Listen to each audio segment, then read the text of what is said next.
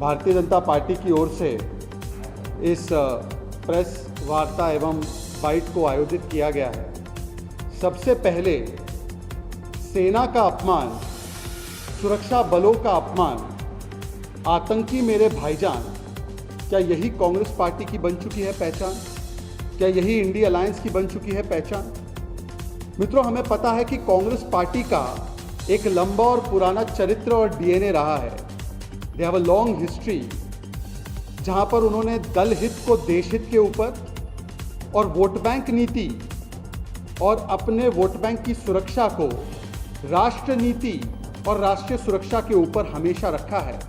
और लिहाजा राष्ट्र नीति के मुद्दों पर ओछी सियासत और राजनीति करना ये कांग्रेस का चरित्र बन चुका है। और चाहे इसमें आतंकियों की, उग्रवादियों की पैरवी भी क्यों ना करनी पड़े, तो कांग्रेस इससे पीछे नहीं हटती। एक समय ऐसा था कि यूपीए की सरकार ने, मनमोहन सिंह जी की सरकार ने नक्सलियों को, लेफ्ट विंग एक्सट्रीमिज्म को देश की सबसे बड़ी आर्थिक चुनौती, बिगेस्ट इंटरनल सिक्योरिटी थ्रेट कहा था।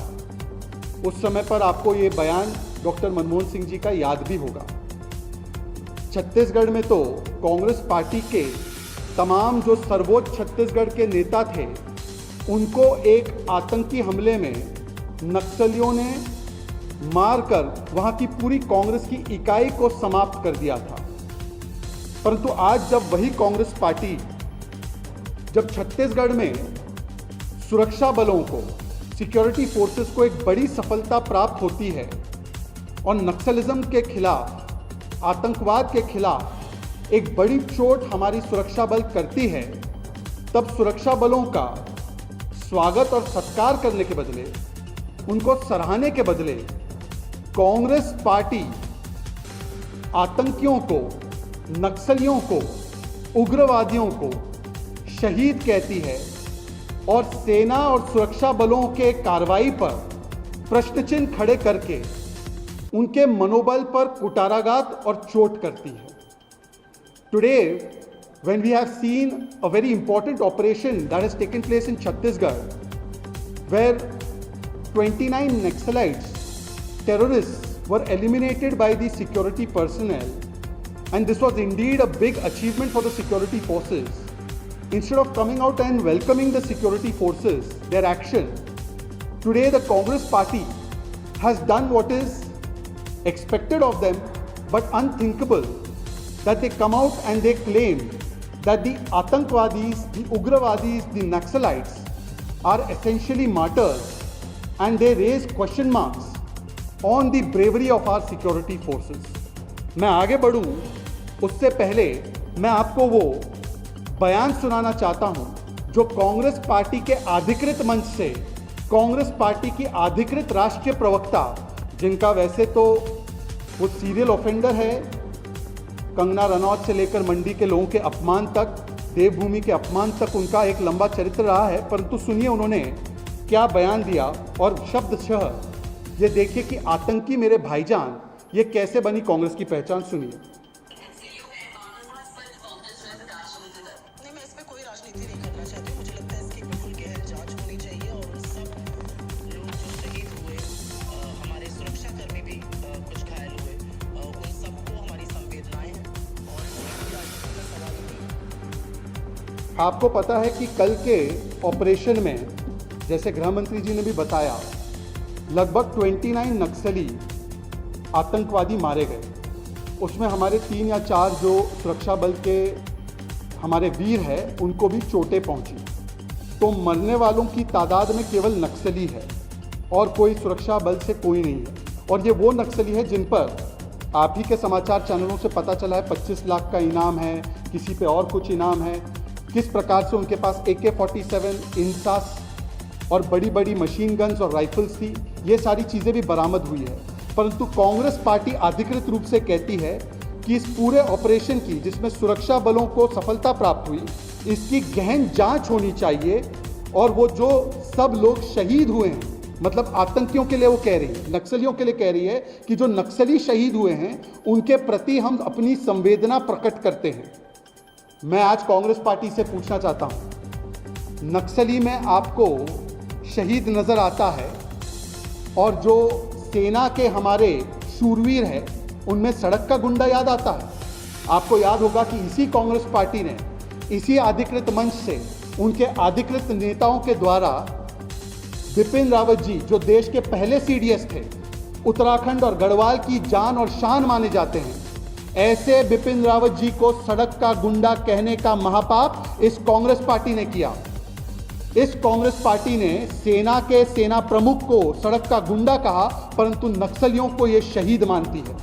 और यह सुप्रिया श्रीनेत का बयान कल आया है। अभी तक कांग्रेस पार्टी ने ना इस बयान का खंडन किया है, ना इससे अपने आप को दूर किया है। इसका मतलब ये केवल सुप्रिया श्रीनेत का नहीं, बल्कि पूरी कांग्रेस पार्टी, राहुल गांधी, सोनिया गांधी, खड़गे जी, प्रियंका वाड्रा, पूरी कांग्रेस के परिवार का बयान है। और ये कोई एक लौता ऐसा बयान नहीं है। इसके अलावा मैं आपको बता दूं कि यही कमेंट्री नक्सलियों के विषय में जो कांग्रेस पार्टी ने अपना प्रत्याशी दिल्ली से उतारा है, अर्थात कन्हैया कुमार, मैं आपको सुनाना चाहता हूं कि यही कन्हैया कुमार क्या कहते हैं नक्सलियों के विषय में और सुरक्षा बलों के विषय में। जरा ध्यान से सुनिए।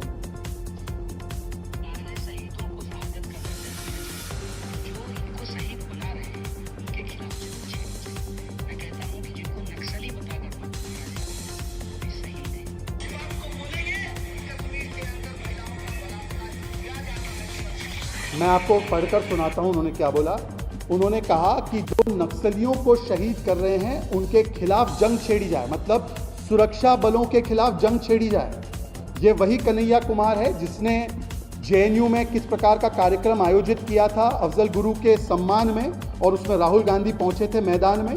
और कन्हैया कुमार यहाँ नहीं रुकते, वो तो कहते हैं कि सुरक्षा बल वाले अलग अलग जगहों पर महिलाओं का बलात्कार करते हैं। मतलब कि सुरक्षा बल और सेना सड़क का गुंडा, सुरक्षा बल और सेना बलात्कारी और नक्सली शहीद होते हैं। आतंकियों में अफजल गुरु में इनको बेचारा नजर आता है, याकूब मेमन में उनको हालात का मारा नजर आता है, और आतंकी इनको प्यारा प्यारा नजर आता है। यही कांग्रेस पार्टी और इंडी गठबंधन का चरित्र बन चुका है। केवल यहाँ पर बात नहीं रुकती। अब मैं आपसे पूछना चाहता हूँ कि ये कांग्रेस पार्टी का यदि ऑफिशियल स्टैंड नहीं है, तो जब कांग्रेस पार्टी ने सेना के द्वारा किए गए सर्जिकल स्ट्राइक को खून की दलाली कही थी, राहुल गांधी का यह वक्तव्य था, क्या इस बयान का आज तक खंडन हुआ? नहीं खंडन हुआ।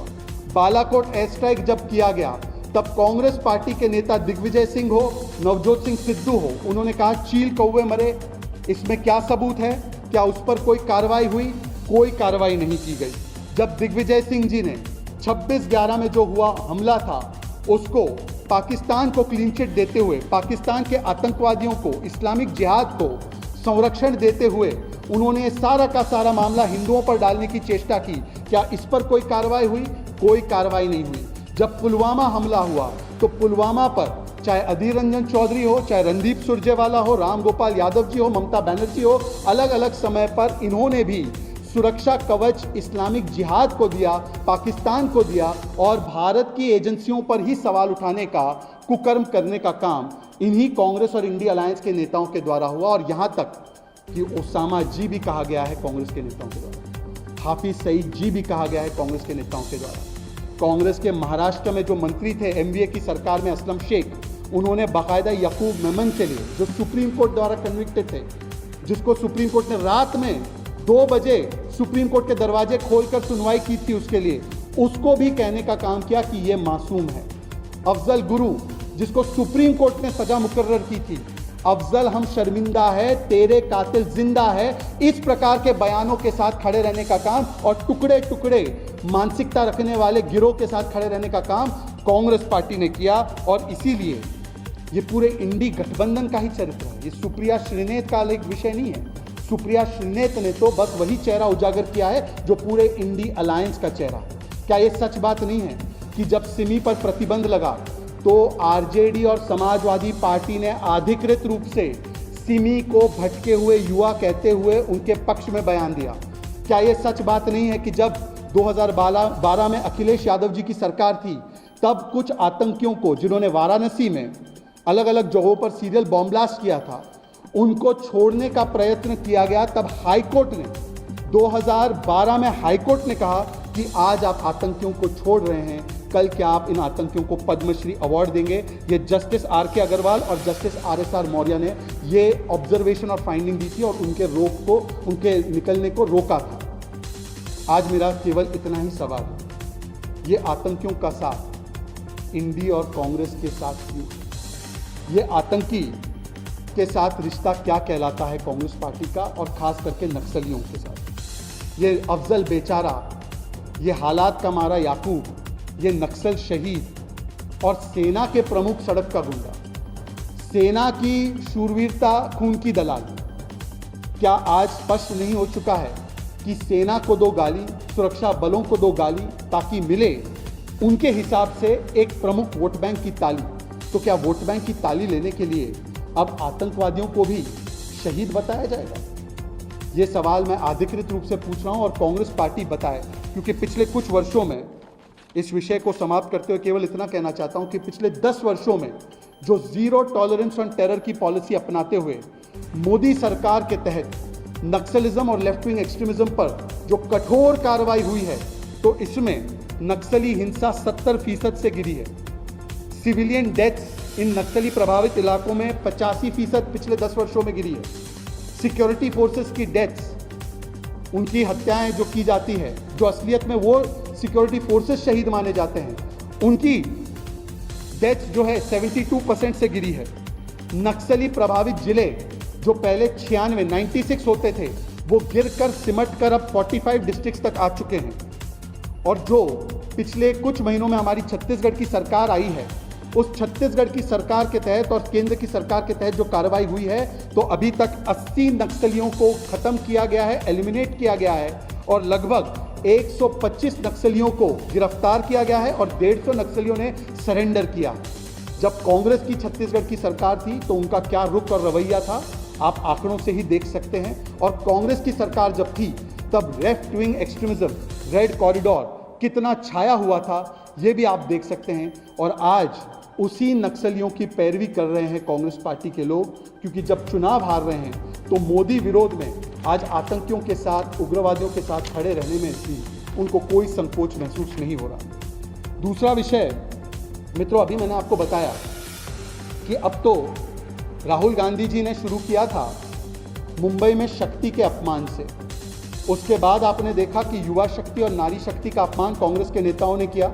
जिस प्रकार से रणदीप सुरजेवाला ने हेमा मालिनी जी पर टिप्पणी की, ये सुप्रिया श्रीनेत ने जो टिप्पणी कंगना रनौत पर की, उसके अलावा आपने देखा कि सेना और सैन्य शक्ति पर जो अभी सुप्रिया श्रीनेत, कन्हैया कुमार जैसे लोग बोलते आ रहे हैं लगातार और उनके शूरता पर सवाल खड़े कर रहे हैं, परंतु अब शक्ति, युवा शक्ति, नारी शक्ति और सैन्य शक्ति के बाद कांग्रेस पार्टी ने जनशक्ति के खिलाफ भी सुपारी लेने का काम किया है।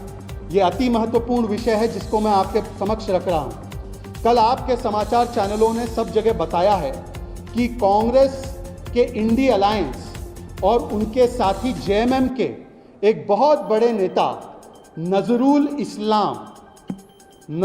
इस्लाम साहब ने देश की जनशक्ति का अपमान करते हुए देश की जनता के द्वारा चुने गए प्रधानमंत्री को मारने की, और केवल मारने की नहीं बल्कि उनको 400 फीट जमीन में गाड़ने की सरेआम सार्वजनिक तरीके से, वो भी चुनावी मंच से धमकी दी है। ये कांग्रेस की मानसिकता, JMM की मानसिकता, इंडी अलायंस की मानसिकता को दर्शाता है।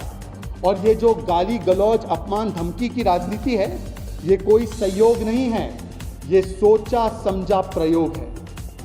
क्योंकि 2 दिन पहले कांग्रेस के एक प्रत्याशी छत्तीसगढ़ में प्रधानमंत्री नरेंद्र मोदी जी को मारने की बात करते हैं। आप देख सकते हैं उनका नाम, और वो क्या कह रहे थे कि वो आएंगे और मोदी जी मरेंगे, इस प्रकार का बयान दिया।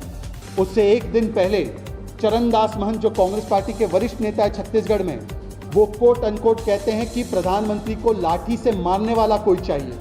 इसी प्रकार से प्रधानमंत्री को मारने की, उनको गाली देने की, अपमानित करने की लगभग 125 से ज़्यादा गालियां और धमकियां कांग्रेस और उसके साथियों ने लगातार देने का काम किया है। और जो जितनी ज़्यादा गाली देता है वो उतना ज़्यादा प्रगति करता है इन पार्टियों में, इसका प्रमाण तो आजकल जो कांग्रेसी नेता कांग्रेस से निकले हैं वो भी दे रहे हैं। परंतु सवाल ये बनता है कि क्या ये मोहब्बत की दुकान या ये नफरत के भाईजान हैं और धमकी का सामान?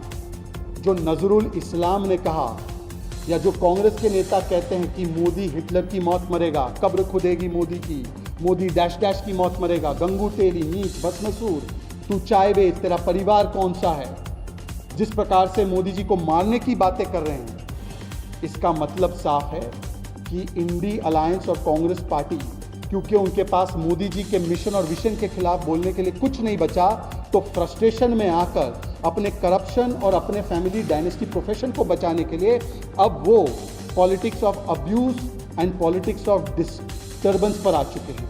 और किस प्रकार की गालियां और धमकी लगातार दी जा रही है उनकी तरफ से, इस पर तो इलेक्शन कमीशन को स्वतः संज्ञान लेना ही चाहिए। इलेक्शन कमीशन को नजरुल इस्लाम पर तुरंत कार्रवाई करनी चाहिए और बताना चाहिए कि किस प्रकार से जो 100 से ज़्यादा गालियां लगातार दी जा रही है, क्या ये आज स्थापित नहीं हो चुका है कि मोदी और बीजेपी का विरोध करते करते आज कांग्रेस और इंडी अलायंस देश की सेना का विरोध, देश की नारी शक्ति का विरोध, देश की युवा शक्ति का विरोध, देश की सैन्य शक्ति का विरोध, देश की संवैधानिक शक्ति का विरोध, देश की सनातन शक्ति का विरोध और अब तो देश की जनशक्ति का भी विरोध करने लगे हैं। इसी श्रृंखला में आपने देखा होगा कि कल एक बयान कांग्रेस के उप मुख्यमंत्री कर्नाटका से डीके शिवकुमार भी देते हैं और मैं आपको कोट करके बताना चाहता हूं कि वो हाउसिंग सोसाइटी में जाते हैं और हाउसिंग सोसाइटी वालों को सीधी सीधी धमकी देते हैं और कहते हैं, कोट अनकोट कर रहा हूं डीके शिवकुमार का बयान, आई have come here for business deal. ये वहाँ के उप मुख्यमंत्री कर्नाटका की जनता से कह रहे हैं, they are telling people of Karnataka, the chief minister is saying I have come for business deal, there are 2500 houses, you have 6,000 votes, you need CA site and you need Kaveri water.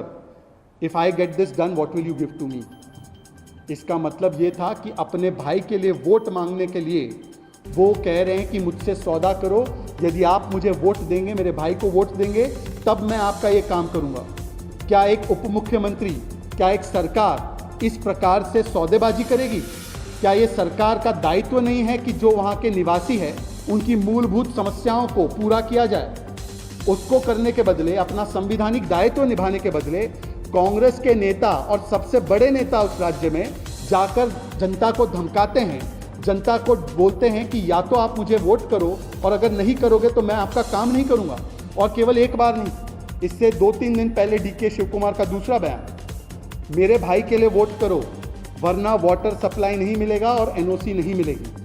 क्या ये सीधे सीधे election commission द्वारा model code of conduct का और representation of public act का ये सीधा सीधा वायलेशन है या नहीं है कि आप इस प्रकार से जनता को ब्लैकमेल कर रहे हैं, जनता को धमकी दे रहे हैं, अपने संवैधानिक पद का दुरुपयोग कर रहे हैं और उनसे कह रहे हैं कि यदि आपने मेरे भाई को नहीं जिताया तो मैं आपका जीना यहाँ पर मुश्किल ही नहीं नामुमकिन कर दूंगा और अपने संवैधानिक दायित्व को नहीं निभाऊंगा। इससे 2 दिन पहले कांग्रेस के एक और मंत्री सुधाकर जी कहते हैं कि अगर आपने कांग्रेस के प्रतिनिधि को 70,000 वोटों से नहीं जिताया तो मैं 25 करोड़ का ग्रांट जो है वो तब नहीं कराऊंगा, अगर आपने जिताया तब 25 करोड़ का ग्रांट मैं आपकी कॉन्स्टिट्यूंसी के लिए जारी करूंगा। क्या ये इस प्रकार से धमकी दी जाएगी जनता को?